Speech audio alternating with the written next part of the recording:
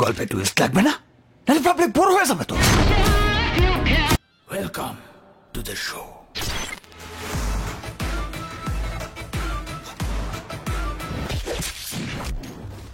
আসসালামু আলাইকুম, সবাইকে স্বাগত জানাচ্ছি পাভেলস ব্লগ অল উইথ মিতে। দর্শক, আমি পাভেল আছি আপনাদের সাথেই নতুন আরও একটি সিনেমা রিভিউ পর্ব নিয়ে হাজির হয়ে গেলাম আপনাদের সামনে আবারও।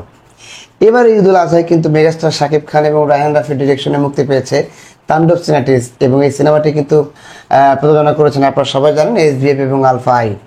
তো ঈদের বেশ কয়েকদিন হয়ে গেল, আপনাদের কাছে এই ভিডিওটি যখন যাচ্ছে তখন তার একদিন আগে আমি সিনেমাটি দেখা হয়েছে।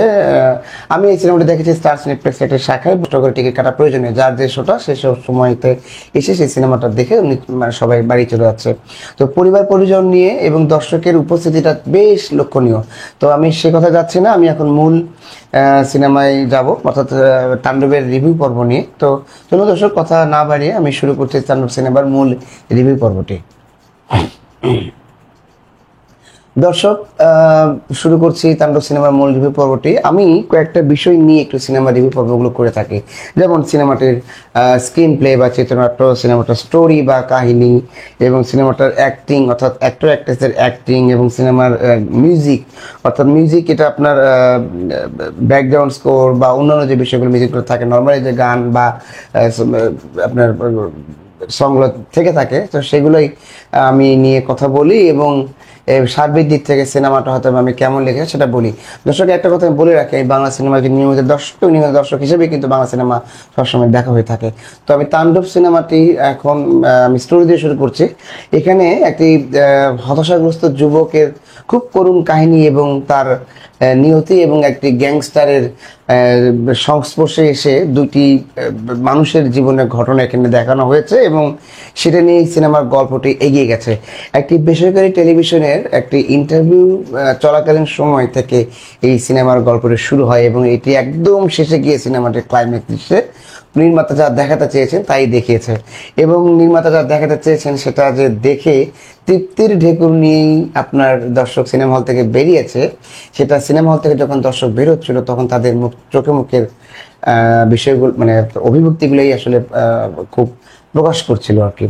তো তাণ্ডব সিনেমা স্টোরি ছিল এইরকম, এর থেকে আমি বেশি কিছু বললাম না, কারণ এখনও অনেকেই তাণ্ডব সিনেমাটি কিন্তু দেখেননি বা দেখতে চান, তাদের জন্য আসলে সিনেমার জন্য আমি কাহিনী বা অন্য কিছু রিভিউ করলাম না। বাট যে স্টোরিটা দেখাতে চেয়েছে সেটা সম্পূর্ণ নিঃসন্দেহে খুব মজার এবং খুব ভালো একটি স্টোরি তারা দেখাতে চেয়েছে, এবং সমাজের কিছু গল্প, কিছু তারা দেখাতে চেয়েছেন, কিছু মেসেজ ছিল। এবং যে লাইনে আপনার মানে যে স্টোরিটা যেভাবে দেখানো হয়েছে, তো একদম আচ্ছা, আমি এর সাথে একটু স্ক্রিন প্লেটাও আলাদা করে বলার কিছু নেই। তো এই স্টোরিটাকে যখন স্ক্রিন প্লের মাধ্যমে যখন আমাদের সামনে এটা দেখানো হয়েছে, আসলে সত্যি কথা বলতে আমি একজন বাংলা সিনেমার দর্শক হিসেবে বলতে পারি এটা খুবই ভালো মানে একটা নির্মাণ হয়েছে। যেমন শাকিব খান প্রত্যেকটা তার প্রজেক্ট থেকে আরেকটা প্রজেক্ট কিন্তু বেশ আপনার আলাদা আলাদা, সে নিজেকে বরাবরই ভাঙছে, নিজেকে সে বরাবরই নতুন নতুন ক্যারেক্টার রিপ্রেজেন্ট করছে দর্শকদের সামনে।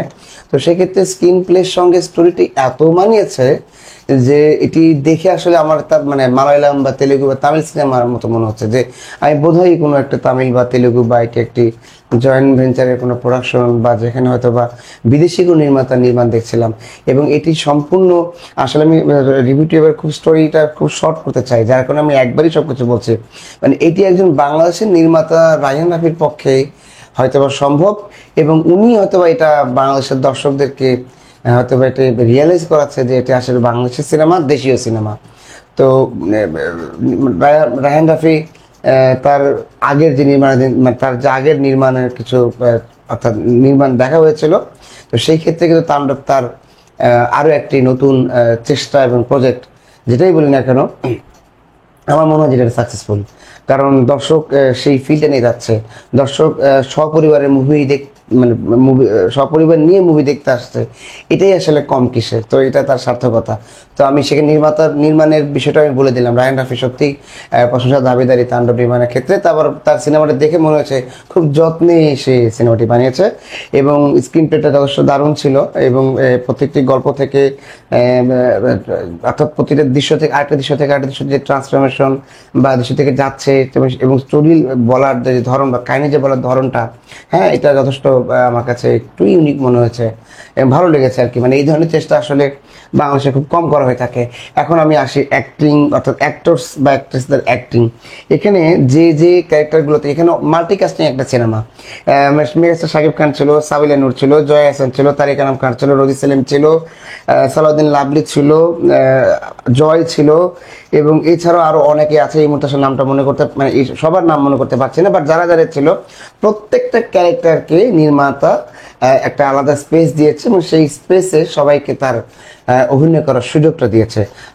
এছাড়াও আপনার ছোটখাটো একদম ছোট যে ক্যারেক্টার যে প্লে করেছে, সেও তার বেস্টটা দেওয়ার চেষ্টা করেছে, মানে অ্যাটলিস্ট আমার যতটুকু বুঝে আসে আর কি।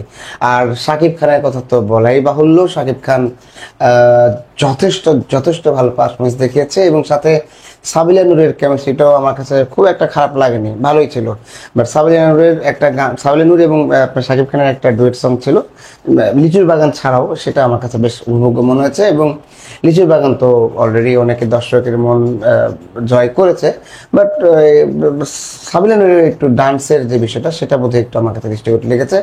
অনেক ক্ষেত্রে কিন্তু তার ডান্সের যে স্টেপগুলো, সেগুলো আমার কাছে একটা খাপ ছাড়া মনে হয়েছে। তো এটা হয়তো বা আমি হয়তো খুব মনোযোগ সহকারে দেখেছিলাম বিধায় হয়তো বা আমি বলতে পারছি। তো দেখ, সেটা আলাদা বিষয়। একটা জিনিসের মানে সব কিছুই অ্যাকুরেট হবে, 100% হবে বা 10% অ্যাকুরেট হবে, সেটা ঠিক তা না। এছাড়াও সিনেমার বিজিএম, আসলে আমি দর্শক হিসেবে আমি মানে ভাবতেই পারছি না যে এই সিনেমার বিজিএমটা আসলে একটি অন্য লেভেলে নিয়ে গেছে।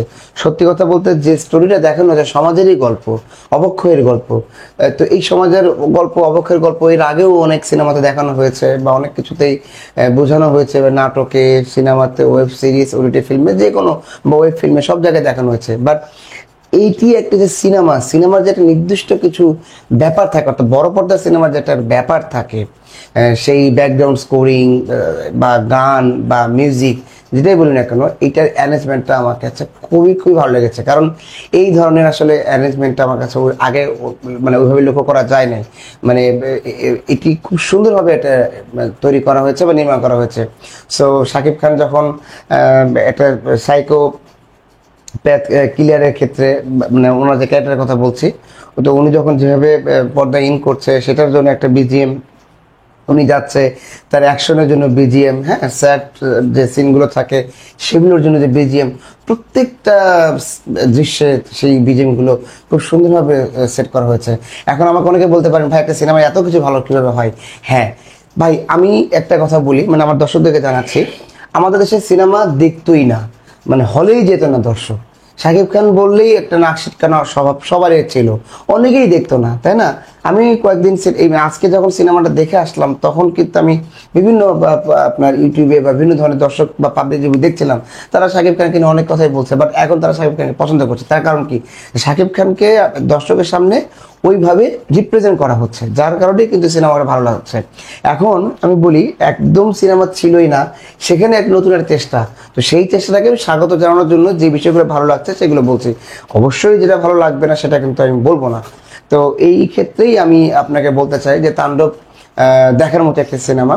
তো আরেকটা কথা বলি, হ্যাঁ, যেটা বলছিলাম যে সিনেমাটা দেখে একটা বিষয়, আমি শুধু ভালো দিকটাই বলছি, আমার একটা বিষয় লেগেছে, কারণ আমার একটা বিষয় একটু দৃষ্টিকোণ লেগেছে। সিনেমাটা 2 ঘন্টা 9 মিনিটের ডিউরেশন ছিল, মানে খুব যেন তাড়াহুড়া করে সিনেমাটা শেষ করে দেওয়া হলো। তো এইটা আমার কাছে একটু দৃষ্টিকোণ লেগেছে। আর একটু সিনেমার লেন্থটা একটু বাড়িয়ে বিভিন্ন সিনেমার যে গল্পটা, সেই গল্পটার যদি একটু ডেভেলপমেন্টটা যদি একটু বেশি দেখানো হতো, আবার বোধ হয় এটা ভালো লাগতো। আর আরেকটা কথা, এখানে দুইজনের কথা না বলেই নয়, এটি হচ্ছে আফরান নিশো এবং সিয়াম।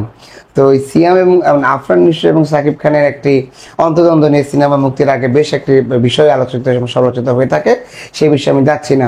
বাট এতক্ষণে ছবি অনেকেই দেখে ফেলেছেন, যার কারণে বলছি যে 2টা ক্যামিও ছিল আফরান নিশো এবং সিয়ামের।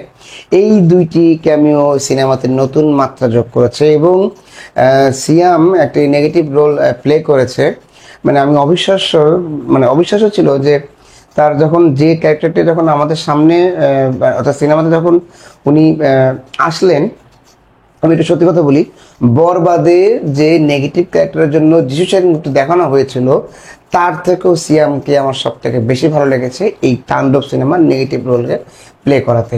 আরেকটি বিষয় আফরান নিশোতে এখানে একটা ক্যামিও তাকে দেওয়া হয়, এবং সুড়ঙ্গ সিনেমার সেই মাসুদ, হ্যাঁ, ব্যাং ডাকাতের সেই সুড়ঙ্গ সিনেমার মাসুদের একটা ক্যামিও এখানে দেখানো হয়ে থাকে। এবং সব থেকে মজার বিষয়, সিনেমার এন্ড ক্রেডিটে কিন্তু দেখানো হয়ে থাকে এই তাণ্ডব সিনেমার পর্ব 2, অর্থাৎ তাণ্ডব 2টা কিন্তু লোডিং, অর্থাৎ তুফান সিনেমা যখন দেখেছিলেন যে তুফান 2 লোডিং, তো রায়ান রাফি হয়তো এখানেও তাণ্ডব সিনেমাটার দ্বিতীয় পর্ব আসতে চলেছে।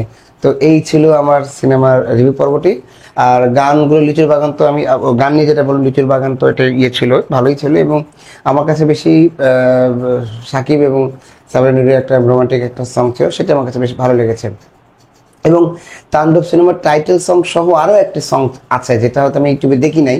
দুটি গান কয়েকটি দৃশ্যে যখন ভিজুয়ালাইজেশন, অর্থাৎ কয়েকটা গানের ভিজুয়ালাইজেশনে এটা ব্যাকগ্রাউন্ড স্কোরিং হিসেবে এই গানগুলো আসলে দেওয়া হয়েছে, অ্যাড করা হয়েছে, যেটা প্রতিটা দৃশ্যকে বেশ প্রাণবন্ত করেছে আর কি। তো যাই হোক, এটা ছাড়া আমার কাছে এছাড়া খুব একটা বেশি লাগেনি, কারণ যেখানে ভালো সিনেমা নির্মাণ হচ্ছে না সেখানে কেউ ভালো সিনেমা নির্মাণ করে ঈদে দর্শকদেরকে হলে টানছে। সো এটা একটি খুব প্রশংসনীয় একটা উদ্যোগ, রায়হান রাফির জন্য থ্যাঙ্কস পাবে। সুতরাং আমি তাণ্ডব সিনেমাকে আমি বেশ ভালো রেটিংয়ে এগিয়ে রাখছি। বাট আমি 10-10, 10-8, 10-9 এটাই বলছি না। বাট তাণ্ডব সিনেমা তার পূর্বের যে সিনেমাগুলো তুফান, এবং এর আগেও অন্য একজন মেহেদী হাসান রাকিবের যে বরবাদ ছিল, তবে শাকিব খানের মুভি হিসেবে যেটা প্রজেক্ট আমি যে বলি, শাকিব খান প্রত্যেকটা সিনেমাতে আলাদা আলাদা ধরন নিয়ে আসছে এবং আলাদা আলাদা ক্যারেক্টার নিয়ে আসছে, এবং দর্শকদেরকে কিন্তু থেকে বিনোদিত করছে। এবং রায়হান রাফির তুফান থেকেও তাণ্ডব আরও একটু এক লেভেল উপরে, এবং যেহেতু তাণ্ডবের সেকেন্ড পার্ট আসছে, সুতরাং নিঃসন্দেহে খুব ভালো হবে, এবং সেটা আরও বিগ বাজেটের ছবি হবে। এবং এই তাণ্ডব সিনেমা নিয়ে যে বাজেটের কথা যেটা বলা হয়েছিল, রাজশাহীর কিছু জায়গায় আপনার এই সিনেমাটা শুটিং করা হয়ে থাকে, গানের লোকেশনগুলো বা সিনেমার লোকেশনগুলো খুবই খুবই ভালো ছিল। এবং গুলশানের বা আপনার তেজগাঁয়ের দিকে মনে হয় একটা বিল্ডিংয়ে আপনার সিনেমাটা শো করা হয়েছে, মানে শুটিং করা হয়েছে, এবং আপনার ডিসির ভিতরে শুটিং করা হচ্ছে, দেখে মনে হয় না যে আসলে এটা কোথাও ইনডোর শুটিং। প্রত্যেকটা দৃশ্যই ভালোভাবে গুছিয়ে সেটা প্রদর্শন করার ছিল। বাট একটা কথা বুঝতে পারছে না, এইখানে বিদেশে কোনো পার্টে অ্যাকশন দৃশ্য বা যে অ্যাকশন দৃশ্যগুলো ছিল বেশ ভালো ছিল, বাট এই সিনেমা রিলিজের আগে আমি শুনছিলাম যে শ্রীলঙ্কাতে একটা এন্ডিং একটা ফাইট সিন আছে বা অন্যান্য বিষয়গুলো, এই টাইপের কোনো কিছু আমি আসলে দেখি নাই। যদিও হতে পারে এটা পার্ট 2 এর জন্য হয়তো বা নির্মাতা রেখে গিয়েছে কিনা সেটা আমি বলতে পারছি না। বাট সবশেষে বলছি, তাণ্ডব একটা কমপ্লিট কমার্শিয়াল সিনেমা প্যাকেজ, চাইলে আপনারা সবাই দেখতে পারেন। এবং ঈদে আপনারা বিনোদন নেওয়ার জন্য তাণ্ডব আপনাদের জন্য একটা সুস্থ সামাজিক একটা সিনেমা হতে পারে। সো আমি আমার রিভিউটি এখানে শেষ করছি। দর্শক, শেষ করার মুহূর্তে আমি যে কথাটা সবসময় বলে থাকি, যারা আমার চ্যানেলটি সাবস্ক্রাইব করেছেন তাদেরকে অসংখ্য অসংখ্য ধন্যবাদ, যারা সাবস্ক্রাইব করেনি তাদেরকে সাবস্ক্রাইব করার জন্য অনুরোধ করছি। সবাই ভালো থাকবেন, সুস্থ থাকবেন। আগামী পর্ব দেখার আমন্ত্রণ জানিয়ে আজকে আমি এখান থেকে শেষ করছি। আসসালামু আলাইকুম।